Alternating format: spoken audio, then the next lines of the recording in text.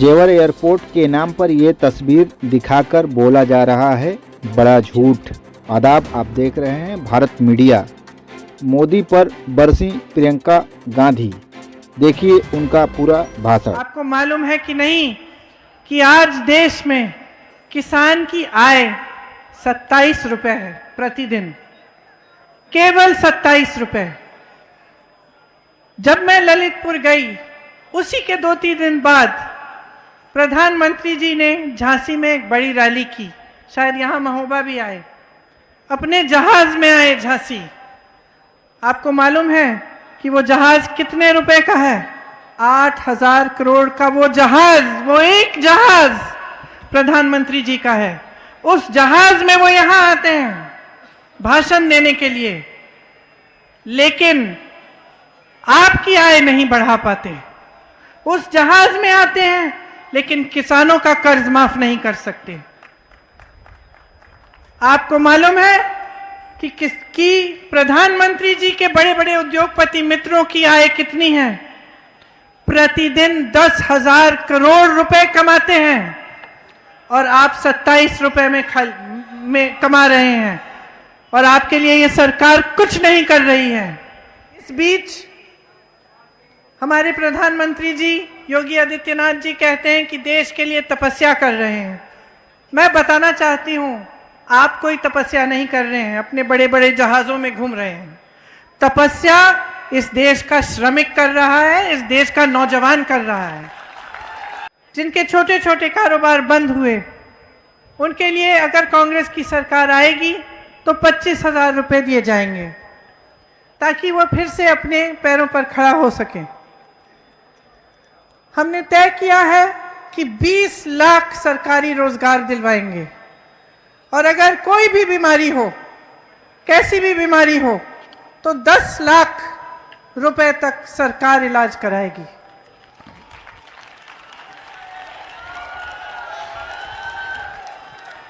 एक बुंदेली कहावत है, लबरा बड़ा कि बोदा बड़ा। तो आप जानते हैं कि कौन बड़ा?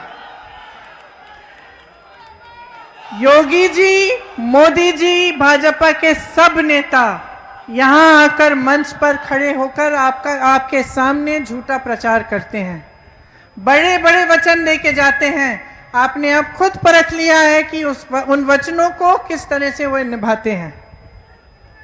आपने तो देखा है कि झूठे विज्ञापन भी देते हैं। अब कल ही आपने देखा होगा, मोदी जी गए, उद्घाटन किया उन्होंने, जेवर में एक बहुत बड़ा एयरपोर्ट बनेगा, हवाई अड्डा बनेगा। तो सब अपनी सोशल मीडिया पे जितने भी इनके नेता हैं सब फोटो लगाने लग गए। सबने देखा कि बहुत बढ़िया है जेवर का एयरपोर्ट। पता चला चीन की फोटो है, और नोएडा में शिलान्यास करने गए थे। चाइना के एयरपोर्ट की फोटो लगाते हैं, अमेरिका की फैक्ट्रियों की फोटो लगाते हैं अपने विज्ञापनों में, आंध्र प्रदेश के बांध की फोटो लगाते हैं। तो इनको तो कोई परवाह ही नहीं है कि सच्चाई बोलनी चाहिए जब जनता के सामने आते हैं। उनको ये एहसास नहीं हो रहा है, वो समझ नहीं पा रहे हैं कि आपके प्रति कोई जवाबदेही है उनकी। वे समझ रहे हैं कि उनका काम सिर्फ चुनाव में झूठे वचन देना, यहाँ आना, मंच पर तमाम आपके सामने वचन दें, उसके बाद आपको भूल जाएं, चुनाव जीत जाएं। उसके लिए कुछ भी प्रयोग हो तो ठीक है, धर्म का प्रयोग करेंगे, जाति का प्रयोग करेंगे, अलग अलग प्रयोग करेंगे। अब देखिए, कोई नहीं कहता कि जाति का अधिकार आपको नहीं मिलना चाहिए, आपको पूरी तरह से मिलना चाहिए। राजनीति में धर्म का, जाति का प्रतिनिधित्व पूरी तरह से होना चाहिए, लेकिन चुनाव के समय आपके विकास के मुद्दे की बात होनी चाहिए। चुनाव के समय जो भी नेता आपके सामने आए वो आपको बताए आपके लिए क्या करने जा रहा है, और चुनाव के बाद जो 5 साल है उसमें करके दिखाए, नहीं तो अगले चुनाव में आप उनको हराइए। ये बात जब तक आप नहीं समझेंगे, जब तक आप अलग अलग तरह की राजनीति के जाल में आप फंसे रहेंगे, तो आपका विकास नहीं होगा। तो जो भी आपके सामने आएगा वो समझेगा हम कुछ भी कह सकते हैं, चुनाव जीत के जाएंगे, उसके बाद हम भूल जाएंगे, तो किसी को परवाह नहीं है, कोई हमसे जवाब नहीं मांगेगा। मैं आपसे ये कहने आई हूं, यहां आपकी अपनी शक्ति एक बहुत बड़ी शक्ति है, इसे पहचानिए, जवाब मांगिए और मुद्दों पर मांगिए। अगर सिंचाई का पानी नहीं है तो क्यों नहीं है? अगर बड़े बड़े हवाई जहाजों को खरीदने का पैसा है, हजारों करोड़ हैं, तो आपके बकाए माफ क्यों नहीं हो रहे हैं? अगर उद्योगपति, बड़े बड़े उद्योगपति मित्र जो हैं भाजपा के, अगर हजारों करोड़ कमा रहे हैं हर रोज, तो आप 27 रुपए क्यों कमा रहे हैं? आप कब पूछेंगे ये सवाल? कब तक आप ये नौटंकी देखते रहेंगे अपने सामने कि आपके सामने झूठ बोला जा रहा है, खोखले वचन दिए जा रहे हैं आपको, और आप चुप बैठेंगे? मैं जानना चाहती हूं आपसे, क्या आप आवाज उठाने के लिए तैयार हैं कि नहीं? अपना हक मांगने के लिए तैयार हैं कि नहीं? जोर से बोलिए। ये आपको बदलाव लाना है तो सबसे पहले राजनीति में बदलाव लाना पड़ेगा। सबसे पहले आपको ऐसे नेता चुनने पड़ेंगे जो सिर्फ वचन और बड़े बड़े भाषण नहीं, लेकिन काम करके दिखाएंगे आपके लिए। आज की जो परिस्थिति है, सरसों का तेल इतना महंगा हो गया है, आपको सरकार ने कहा कि एक गैस का सिलेंडर देंगे, गैस का सिलेंडर चलो दे दिया, क्या उससे आपकी समस्याएं खत्म हो गई? क्या सरकार का आपके प्रति यही एक जिम्मेदारी थी कि एक गैस सिलेंडर पकड़ा दें, कि कोई और भी जिम्मेदारी थी? आपको मजबूत करने की जिम्मेदारी, आपके हाथों में अपनी शक्ति देने की जिम्मेदारी। क्या आपको पूछा सरकार ने कि उस एक गैस सिलेंडर के बाद आप कैसे 1000 रुपए का गैस सिलेंडर खरीदेंगी? आज टमाटर खरीदने जाएंगे तो आपको पेट्रोल डीजल के दाम का टमाटर नहीं मिल रहा है।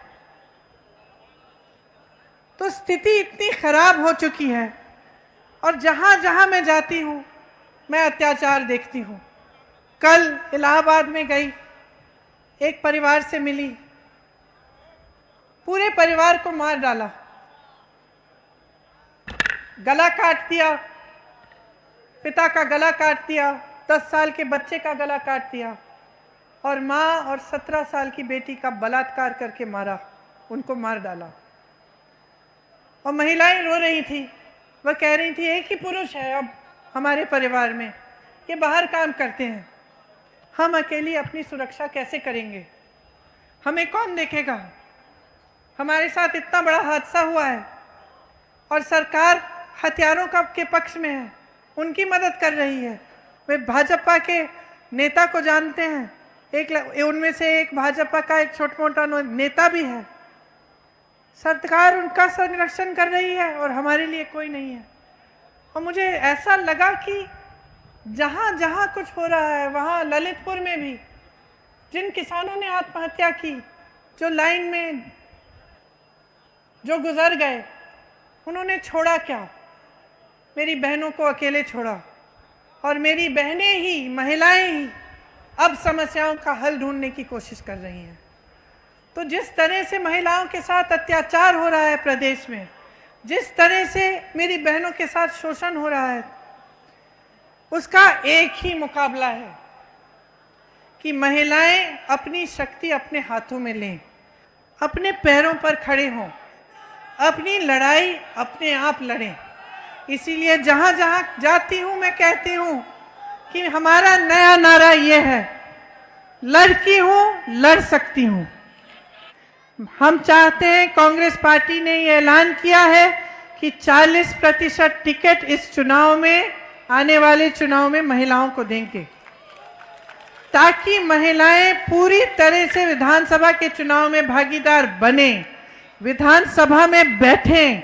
जब नए नए कानून बने उनके लिए, तब महिलाएं कानून भी बनाएं, उनकी भागीदारी हो, उनकी आवाज हर जगह उठे।